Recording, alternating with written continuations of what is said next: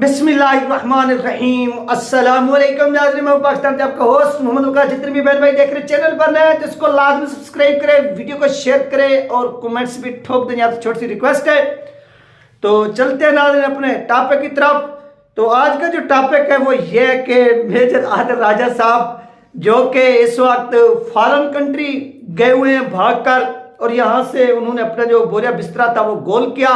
और गोल करके यहाँ से फ्लाइट ली, यहाँ से उसकी सहूलतकारी की गई। जो कुछ भी हुआ चलो वो हो गया। उसके बाद वो उधर चला गया। तो वहां पर उन्होंने एक इंकशाफ किया अबाउट इलेक्शन के अंदर किस तरह से जो है ना वो धांधली होती है या ये तमाम चीजें होती है। कि उन्होंने कहा कि सबसे पहले इस इलेक्शन के अंदर एस्टेब्लिशमेंट ने इस इलेक्शन को कंट्रोल करने के लिए इस ऑपरेशन का जो नाम, यानी जो भी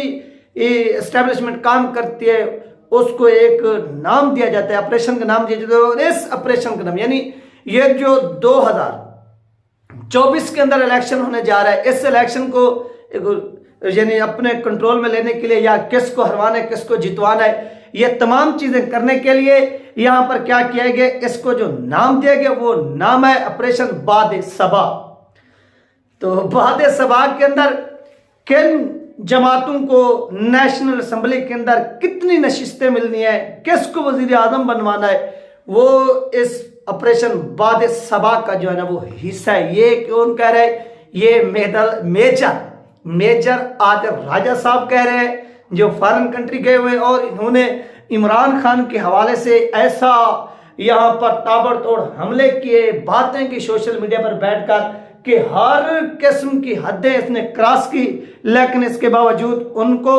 एक मिनट का भी रिलीफ नहीं मिला। लेकिन यहां पर जो उसने बात की वो बात करना इसलिए लाजिम है कि उसने कहा कि ये जो ऑपरेशन बाद सबा होने जा रहा है, यानी इसकी जो तैयारियां हैं वो मुकम्मल हो चुकी हैं, और इसका मकसद ये है कि किस जमात को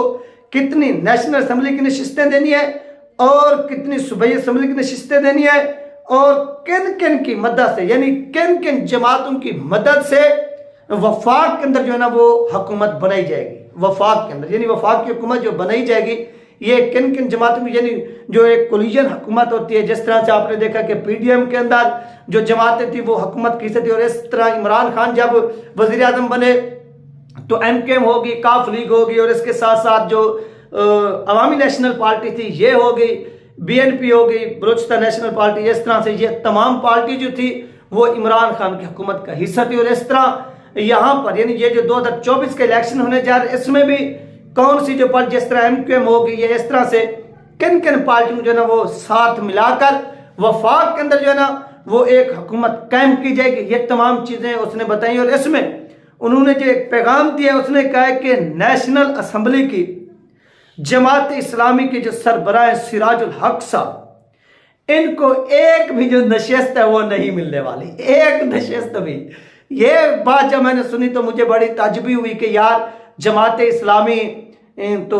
बड़ी एस्टेब्लिशमेंट की वफादार जमात है, तो इसको एक नशिस्त क्यों नहीं मिलेगी। दूसरा, उन्होंने तहरीक लबैक पाकिस्तान के हवाले से भी ये इंकशाफ किया कि तहरीक लबैक पाकिस्तान को भी नेशनल असेंबली की एक भी जो नशिस्त है वो नहीं मिलने वाली। तो यार इस चीज की मुझे समझ नहीं आ रही कि तहरीक लबैक पाकिस्तान को नेशनल असेंबली की किस तरह से जो है वो एक नशिस्त भी नहीं मिलने जा रही। और ये फैसला करने वाले होते कौन लोग हैं,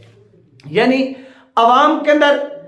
आपके, यानी जिस जमात को जितवाने की कोशिश की जा रही है नून लीग को, ये अवाम के अंदर 1% भी उसकी मकबूलियत नहीं है। ये जितनी आप सहाफ़ी देख रहे हैं, ये सहाफ़ी जा रहे हैं आ रहे हैं सब कुछ कर रहे हैं, इनको पैसा खिलाया जा रहा है, और ये वहां पर जाकर क्या कर रहे हैं कि सर्वे कर रहे हैं, लोगों को बता रहे हैं, सिर्फ और सिर्फ पैसे के बलबूते पर अवाम को दिखाया जा रहा है कि ये देखिए वहां पर जो लोग होते हैं, चंद लोग, उनको इकट्ठा किया जाता है, एक मैनेजमेंट की जाती है, एक यानी एक जिस तरह से यार कहते हैं कि पूरा का पूरा एक पहले प्रोग्राम सेट किया जाता है कि फलां फलां लोग होंगे, उस कैंडिडेट को बता दिया जाता है नून लीग के कि आप अपने बंदे तैयार रखिएगा, हम आकर आपका इंटरव्यू करेंगे। इस तरह से तमाम चीजें जो हैं वो वहां पर कंप्लीट हो रही है और कंप्लीट हो भी चुकी हैं। ये वो रीजन है जो वहां पर जो है इस वक्त चल रही हैं और हो रही हैं, जिसकी बुनियाद पर क्या किया जा रहा है, जिसकी बुनियाद पर इलेक्शन को जो है ना वो चोरी किया जा रहा है और आवाम को दिखाया जा रहा है कि ये देखिए नून लीग के साथ जो इतने लोग खड़े हैं और नून लीग को जितवाने के लिए ये फैसला किया गया है। तो दूसरी तरफ से हम देखें तो पूरे पाकिस्तान के अंदर जो पार्टी मुतहर्रिक है, जिस पार्टी का लीडर मुतहर्रिक है, जो अवाम के अंदर बगैर किसी खौफ के जा रहा है, आ रहा है, और अवाम भी उसके साथ मिली हुई है, अवाम भी उसका इस्तकबाल कर रही है, वेलकम कर रही है, उसका नाम है अल्लामा साद हुसैन रिजवी। आप कराची देख लें कि वो कराची के अंदर गए, कराची के अंदर उनका एक इस्तकबाल किया गया, वाहलियाने इस्तकबाल, उस पर भी आप लोग इस चीज़ के गवाह हैं कि बगैर किसी लालच के, बरियानी के लोगों ने वहाँ पर शिरकत की और शिरकत करके दिखाई। फिर वो वहाँ से वापस लौटते हैं, वो पाकिस्तान आते हैं, पाकिस्तान फिर सियालकोट जाते हैं, सियालकोट से कल दोबारा वो लाहौर के अंदर अपनी रैली निकालते हैं और अवाम का समंदर उनके क्या होता है, साथ खड़ा होता है। तो यहां से आप अंदाजा लगा लीजिए कि अवाम किसके साथ खड़ी है। अवाम ने तो अपना जो फैसला है वो सुना दे कि वो तहरीक लबैक पाकिस्तान के साथ खड़ी है, लेकिन जो ये बता रहे हैं कि बाद सबा के तहत तहरीक लबैक पाकिस्तान को 0 नशिस्त मिलनी जा रही है, अगर इस तरह से वाकई हो गया तो ये तो इलेक्शन कमीशन के ऊपर सवाल निशान है ना, एस्टैब्लिशमेंट के ऊपर भी सवाल निशान है कि एक जमात आप जहां पर भी चले जाए, जिस हलके में भी चले जाए ना, इसी में आप अपने हलके की बात कर रहा हूं, इस हलके के अंदर जिस एरिया में मैं रहता हूं, यहां पर आपको टीएलपी का कैंडिडेट अपना वोटर भी मिल जाएगा। आपको यहां पर जो वोटर है वो तहरीक इंसाफ का भी मिल जाएगा। वैसे उनके अब तो कोई हैसियत नहीं है आईनी और कानूनी, लेकिन यहां पर नून लीग का कोई भी वोटर सपोर्टर मौजूद नहीं है। ये एक ऐसा समझ लें कि पसमानदा तरीन इलाका है, तालीमी लिहाज से और तरक्याती लिहाज से भी ये एक पसमानदा तरीन जो है ना वो एरिया है। यहां पर नून लीग का कोई नामो निशान भी नहीं है, और इसके बावजूद भी अगर नून लीग यहां से जीतती है तो ये हमारे लिए क्या होगा, एक अफसोस का मकाम होगा। तो इसके लिए क्या करना चाहिए, हमें बोलना चाहिए और बोलकर जो है ना वो बताना चाहिए और बताकर ये दिखाना चाहिए कि ये देखिए कि किस तरह से जो है ना ये लोग क्या कर रहे हैं, साजिश कर रहे हैं, और इस साजिश को हमने क्या करना है, किस तरह से बेनकाब करना है। ये तमाम चीज़ें जो हैं वो इस वक्त हो रही हैं और होनी भी चाहिए, करनी भी चाहिए। तो इस तरह से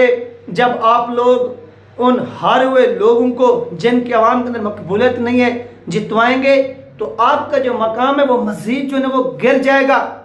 मजीद अवाम के अंदर। तो इसके लिए मेरिट पर फैसले होने चाहिए। ये इलेक्शन कमीशन ऑफ पाकिस्तान की जिम्मेदारी है। खुदा न खास्ता अगर यही चीज हो गई कि नेशनल असेंबली की टीएलपी को एक भी नशिस्त नहीं मिलती या एक नशिस्त मिल जाती है, तो क्या तहरीक लबैक पाकिस्तान इस चीज को एक्सेप्ट करेगी कि एक वो सड़कों पर निकले तो अवाम का समंदर उनके साथ, वो जिस हल्के में जाएं वोटर उनके साथ, लेकिन जब वोट डालने का वक्त आए तो वोटर जाकर वोट भी डाले, उनको सपोर्ट भी करे, सब कुछ करके वापस लौट आए। लेकिन इसके बावजूद जब गिनती का टाइम हो, जब सीटों का टाइम आए तो वो एक भी सीट ना हो, तो इस चीज का जो है ना वो अफसोस भी होगा। और तहरीक लबैक पाकिस्तान मुकम्मल तौर पर इसके ऊपर जो है ना वो तहरीक लबैक पाकिस्तान को अभी से ही इसके ऊपर जो है ना वो आवाज उठानी चाहिए और दुनिया को बताना चाहिए, पूरे पाकिस्तान को, कि ये जो साजिश हो रही है, ये जो धांधली हो रही है, ये धांधली किसी भी सूरत हमें काबिल कबूल नहीं है। हम इस धांधली को जूते की नोक पे रखते हैं। तो ये वो रीजन है, ये वो चीजें हैं जो इस वक्त जो है ना वो हो रही हैं, और इसके ऊपर जो है ना वो काम भी करना चाहिए। और इससे क्या होगा कि यहाँ पर जब आप काम करेंगे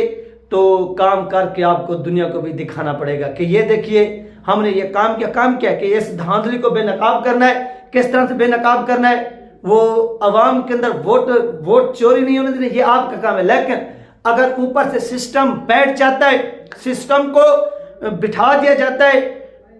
तो इसके ऊपर जो है ना वो आपकी जो है ना वो जिम्मेदारी नहीं, फिर आपके बड़ों की जिम्मेदारी, यानी छोटों की जिम्मेदारी है कि उन्होंने अपने अपने हलकों के अंदर धांधली नहीं होने देनी। जबकि बड़ों की जिम्मेदारी, जब ये सिस्टम वगैरह बैठ जाएगा तो उसके ऊपर जो है ना वो आपने क्या करना है, आवाज उठाना। ये तमाम चीजें हैं जिनके ऊपर जो है ना वो अभी से कंट्रोल करना होगा, कंट्रोल करके बताना होगा कि ये किसी भी सूरज ने वो काबिल बर्दाश्त नहीं है धांधली, और ये बाद सबाक के हवाले से जो खबरें सामने आ रही हैं वो आप लोगों के साथ शेयर की गई। ये थी नाज़रीन अहम तरीन अपडेट। इंशाल्लाह मिलते हैं नेक्स्ट वीडियो में। अल्लाह हाफिज।